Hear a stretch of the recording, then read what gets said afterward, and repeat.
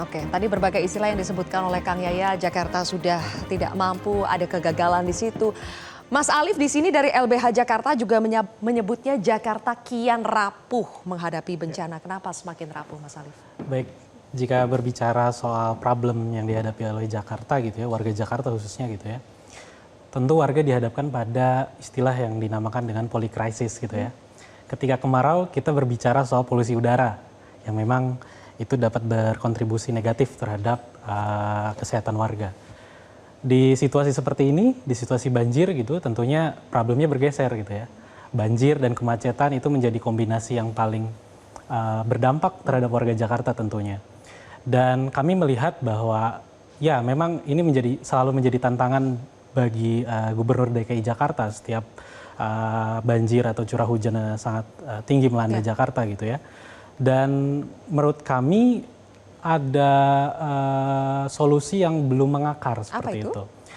Nah, kalau tadi Kang Yayat bilang gitu ya, parasetamol ya tentu ini penanganannya secara reaktif saja, tapi luput untuk mengurai problem yang sebenarnya itu menjadi akar masalah yang selama ini menyebabkan banjir Jakarta sulit untuk dikendalikan gitu ya.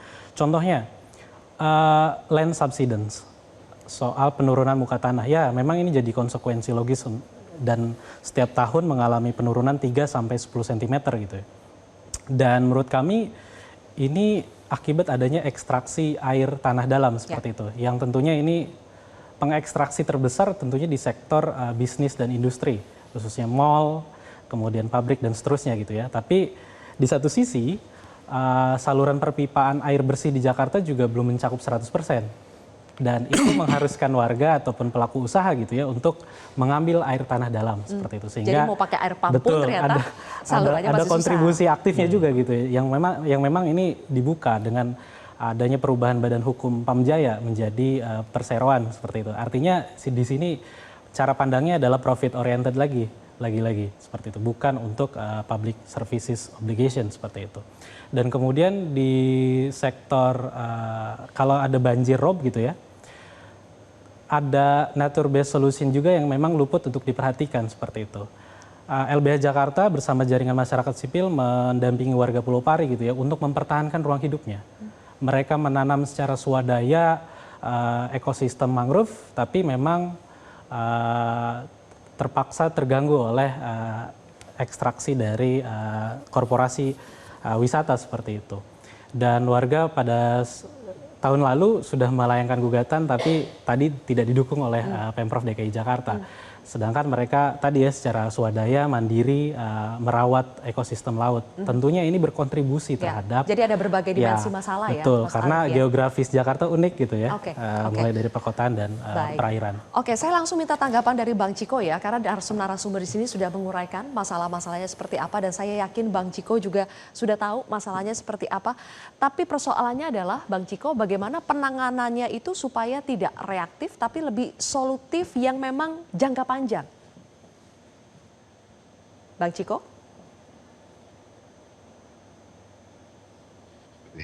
Oke, kita harus mengingat kepemimpinan Bapak Pramono Anung ini belum genap setahun ya. Artinya memang kalau kita bicara di anggaran tahun 2025 adalah anggaran yang diketok oleh pemerintahan sebelumnya di tahun 2024 dengan konsep-konsep proyek ataupun apa-apa yang terkait dengan dilakukan itu dipersiapkan oleh pemerintahan di tahun 2024. Nah, kalau di tahun 2026 ini, tahun anggaran ini baru mulai, Sylvia dan teman-teman sekalian yang berada di studio, tentunya anggaran pengendalian banjir tahun ini cukup masif, hampir 3 triliun rupiah, yang kemudian tentunya inilah yang dimana kita akan melakukan apa-apa yang harus kita lakukan untuk terkait dengan menyelesaikan permasalahan-permasalahan di jangka menengah dan jangka panjang. Ya, salah satunya tentunya kita mengevaluasi bahwa pengerukan sungai selama ini masih kurang masif dilakukan, dan itu akan dilakukan. Kita terkait dengan normalisasi misalnya, dan normalisasi ini tentunya terkait banyak hal, terkait dengan relokasi. Jadi akan ada proses-proses yang memang memakan waktu dan juga tentunya proses yang cukup panjang. Apalagi ini hanya bisa dimulai apabila hujan sudah tidak turun seperti sekarang ini. Yang ketiga tentunya di tahun 2026 dengan kesepakatan dengan pemerintah pusat tentunya DKI Jakarta menjadi lead untuk kemudian groundbreaking terkait dengan pembangunan Giant Seawall. Nah, saya juga sepakat terkait dengan lead subsidence ini atau penurunan muka tanah ini memang Ya. disebabkan oleh masifnya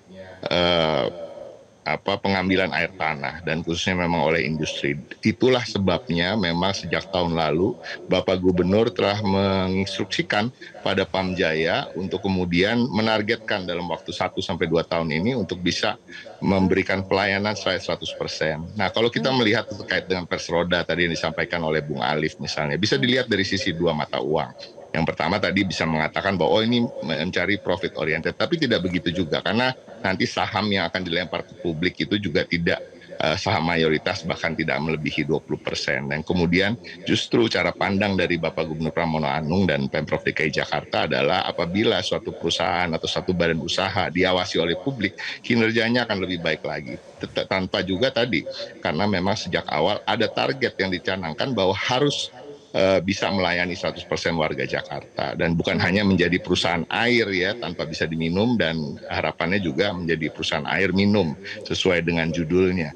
Nah, artinya airnya juga bisa diminum walaupun dengan pengolahan dan lain sebagainya. Jadi ke depan memang banyak yang akan kita lakukan dan kita sekarang hari-hari ini fokus pada apa yang terjadi di awal tahun ini. Kalau kita bicara awal tahun anggaran baru tentunya Silvi harus diketahui bahwa pekerjaan-pekerjaan ini tidak bisa dimulai serta-merta begitu saja karena akan ada proses-proses terkait dengan lelang dan lain-lain, tapi ini akan kita percepat dan mudah-mudahan ini bisa menjawab semua pertanyaan-pertanyaan dan permasalahan Jakarta ke depannya. Namun tentu kita perlu juga peran aktif dan partisipasi dari civil society, ya, seluruh stakeholders termasuk masyarakat. Apabila kita melakukan normalisasi misalnya harus ada keikhlasan bagi masyarakat yang masih tinggal di bantaran kali juga untuk mau merelokasikan diri.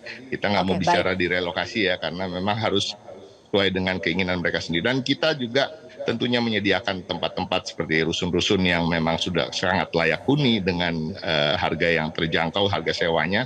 Dan mudah-mudahan ini terjadi. Kan beberapa kali di 2025 itu sudah kita lakukan dan alhamdulillah masyarakat juga akhirnya sadar bahwa tinggal di rusun jauh lebih baik daripada di pinggiran kali yang tentunya menyulitkan bagi mereka untuk hidup layak. Terakhir, Bang Ciko ya, karena Bang Ciko hanya bisa sampai di segmen ini dan judul kita hari ini itu adalah menghalang Jakarta Karam. Bang Ciko, saya tahu Pemprov DKI Jakarta masih fokus penanganan jangka pendek banjir yang terjadi di Jakarta saat ini.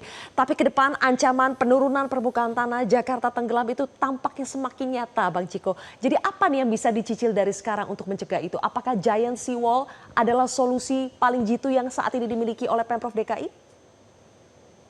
Saya rasa itu bukan solusi dari Pemprov ya, itu solusi yang sudah sebenarnya disampaikan sejak zaman Orde Baru oleh di era Bapak Soeharto. Namun sekarang juga itu juga menjadi kesepakatan yang kita lakukan karena juga mendapat masukan dari pemerintah pusat. Dan jadi ini terkait dengan Giant Seawall itu kan sebenarnya plan yang sudah lama dan hanya menunggu terkait dengan realisasinya. Dan kemudian tentunya ada andil pemerintah pusat juga di sana. Dan tentunya Pemprov DKI Jakarta sebagai panjangan tangan pemerintah pusat, seperti juga Pemprov-Pemprov lainnya seluruh Indonesia akan patuh dan akan melaksanakan apa yang menjadi program bersama ini. Itu yang pertama.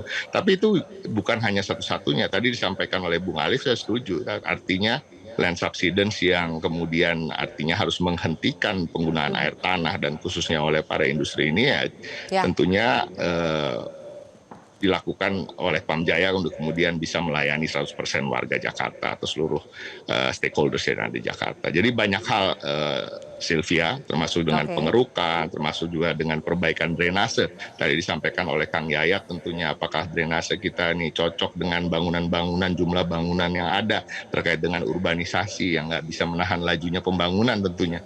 Dan ini juga harus banyak diperbaiki. Jadi sebenarnya anggaran yang masif nanti di tahun ini sekitar 2,8 triliun itu pun rasa-rasanya masih kurang karena akan dilakukan lagi untuk anggaran tahun ke depannya lagi. Dan mudah-mudahan kita bisa membuat Jakarta ini ya minimal mengurangi dengan lebih dari 30% genangan-genangan yang terjadi seperti sebelum-sebelumnya. Oke, baik. Terima kasih Bang Ciko sudah meluangkan waktunya di kontroversi hari ini. Terima kasih. Saya tahu masih banyak tugas ya untuk menangani banjir yang sedang terjadi di Jakarta saat ini. Terima kasih sudah bergabung di kontroversi. Kita masih akan bahas kalau tadi gejalanya sudah ketahuan, kemudian obatnya diberikan, tapi sekarang kita ingin bagaimana menghilangkan penyakitnya secara permanen. Apakah mungkin dengan solusi yang sudah ada dimiliki oleh sekarang, pembangunan giant seawall atau tanggul laut raksasa? Apakah cocok ini antara penyakit dengan obatnya? Sesaat lagi pemirsa.